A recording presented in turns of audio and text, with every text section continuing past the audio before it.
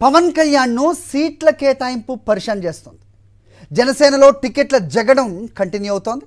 అధినేత చెప్పినా జనసేన లీడర్లు మాత్రం పట్టు పెట్టలేదు. దీంతో క్రమశిక్షణ చర్యలు తప్పవంటూ బెదిరింపులకు పాల్పడుతున్నారు పవన్. అయినప్పటికీ జనసేనని వార్నింగ్ను బేఖాతరు చేస్తున్నారు జనసేన లీడర్లు. Vijayawada west, Visakha south, Chodavaram, Tirupati, Kakinada rural, Anakapalli, Nellimarla నియోజకవర్గాల్లో అసంతృప్తి జ్వాలలు మిన్నెట్టుతున్నాయి. మరికొన్ని చోట్ల పోటీ చేసేందుకు సిద్ధమంటున్నారు జనసేన రెబల్స్. ఇదే అంశంపై మరి అప్డేట్స్ మా కరెస్పాండెంట్ నాయుడు ఇస్తారు. నాయుడు, మనం ఉదయం మాట్లాడాము బీజేపీ గురించి. ప్రస్తుతం జనసేనలో కూడా అదే పరిస్థితి. సో చాలామంది మేము ఇండిపెండెంట్గా పోటీ చేస్తాం, రెబల్గా పోటీ చేస్తాం అంటూ కూడా మాట్లాడుతున్న పరిస్థితి చూస్తున్నాం. ఇంతకుముందు నేను చెప్పిన లిస్ట్ పెద్దగానే ఉంది. విజయవాడ వెస్ట్ అవ్వచ్చు, విజయవాడ సౌత్, విశాఖ సౌత్ అవ్వచ్చు, ఇలాగ అనేక ఉన్నాయి. సో ఏంటి మీ దగ్గర ఇన్పుట్స్?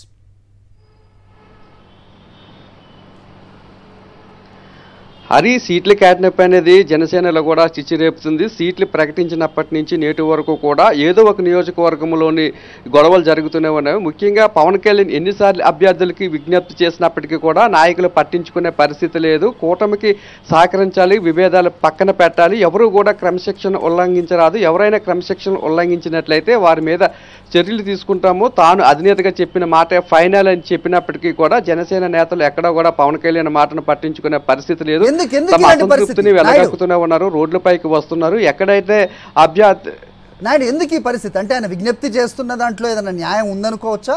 ఎందుకంటే ఇన్నేళ్ళు, అంటే దాదాపు 10 సంవత్సరాలు ఆయన వెంట నడుస్తూ ఉన్నారు. ఆయన ఏది చెప్తే దానికి తందానా అనాలనే వాళ్ళ ఉద్దేశం ఏదైతే ఉందో దాన్ని ప్రస్తుతం వ్యతిరేకిస్తున్నారు. దాంట్లో న్యాయం ఉందనుకోవచ్చా?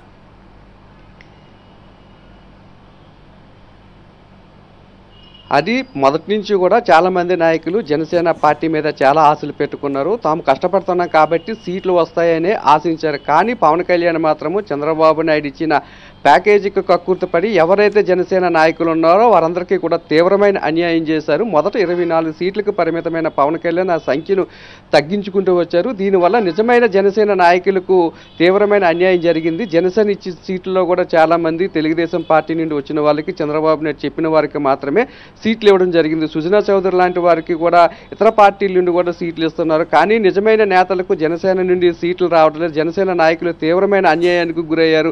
10 సంవత్సరాల పాటు జెండా మోసిన తమకు అన్యాయం జరిగిందని ఆవేదన వ్యక్తం చేస్తున్నారు. నిజంగా పవన్ కళ్యాణ్ చేసిన దాంట్లో న్యాయం ఉన్నట్లయితే జనసేన నేతలు అర్థం చేసుకునేవారు. కానీ పవన్ కళ్యాణ్ ప్యాకేజీకి ఆశపడి నిజమైన జనసేన నాయకులకే అన్యాయం చేస్తున్నారు. పవన్ కళ్యాణ్ స్వయంగా తమకు సీట్లు ఇస్తామనే హామీ ఇచ్చి చివరి నిమిషంలో తమను మోసం చేశారంటూ కూడా వారు ఆవేదన వ్యక్తం చేస్తున్నారు. అందుకనే పవన్ కళ్యాణ్ ఎన్నిసార్లు సర్ది చెప్పినప్పటికీ కూడా, ఎన్ని హెచ్చరికలు చేసినప్పటికీ కూడా జనసేన నాయకులు ఎవరు వినే పరిస్థితి లేదు. బహిరంగంగానే పవన్ కళ్యాణ్ తీరిన వారు తప్పుపడుతున్నారు. పవన్ కళ్యాణ్కి వ్యతిరేకంగా మాట్లాడుతున్నారు. అక్కడ ఎవరైతే సీట్లు ఇచ్చారో వారిని ఓడించుతామని కూడా హెచ్చరిస్తున్నారు. ఉదాహరణకు మన విశాఖ సౌత్ నియోజకవర్గం చూసుకుంటే అక్కడ వంశీకి సీటును ప్రకటించారు.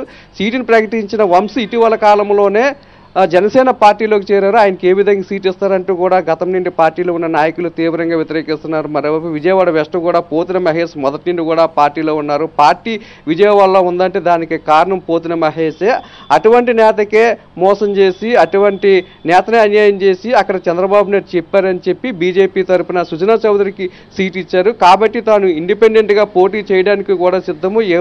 ఏ పవన్ కళ్యాణ్ అయితే తమను మోసం చేశాడో ఆ పవన్ కళ్యాణ్ ఫోటో పెట్టుకుని తాము ఎన్నికల్లో కూడా ప్రచారం చేస్తామని చెప్తున్నారు. ఇలాగా చాలా నియోజకవర్గాలు ఎక్కడైతే జనసేన పార్టీ నాయకులకు సీట్లు రాలేదో వారందరూ కూడా ఇదే విధంగా పవన్ కళ్యాణ్ మీద తిరుగుబాటు చేస్తున్నారు. పవన్ కళ్యాణ్ మాటను పట్టించుకునే పరిస్థితి లేదు. ఇంకా అనకాపల్లి నియోజకవర్గంలో అయితే ఇటీవల పార్టీలోకి వచ్చిన కొనతాల రామకృష్ణ కూడా అక్కడ సీట్ ఇవ్వడం జరిగింది. అక్కడ ఇన్ఛార్జిగా ఉన్న పరుచూరు భాస్కర్ రావు జనసేన పార్టీకి రాజీనామా చేసిన పరిస్థితి కనబడుతుంది. మరోవైపు చోడవరం నియోజకవర్గంలో పవన్ కళ్యాణ్కు అత్యంత సన్నిహితుడైన పివిఎస్ఎన్ రాజుకు కూడా అక్కడ నిరాకరించారు. ఆయన ఇటీవల కాలంలో తమ అనుచరులతో సమావేశం అయ్యారు. భవిష్యత్తు కార్యాచరణ మీద ఒక నిర్ణయం తీసుకొని ఉన్నారు.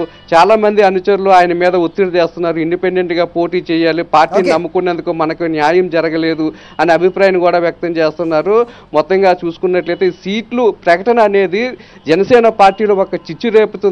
పవన్ కళ్యాణ్ జనసేన నాయకులు క్రమశిక్షణగా మారుపేరని చెప్పి ఎన్ని మాటలు చెప్తున్నప్పటికీ, ఎన్ని సార్లు బుజ్జిగించినప్పటికీ కూడా జనసేన నాయకులు వినే పరిస్థితి లేదు. ఇటువంటి పరిస్థితుల్లోనే అసంతృప్తిగా ఉన్న నేతలు వచ్చే ఎన్నికల్లో కూటమి అభ్యర్థులకి ఎంతవరకు సహకరిస్తారనే చర్చ అయితే జనసేన పార్టీలో వినిపిస్తుంది. హరి.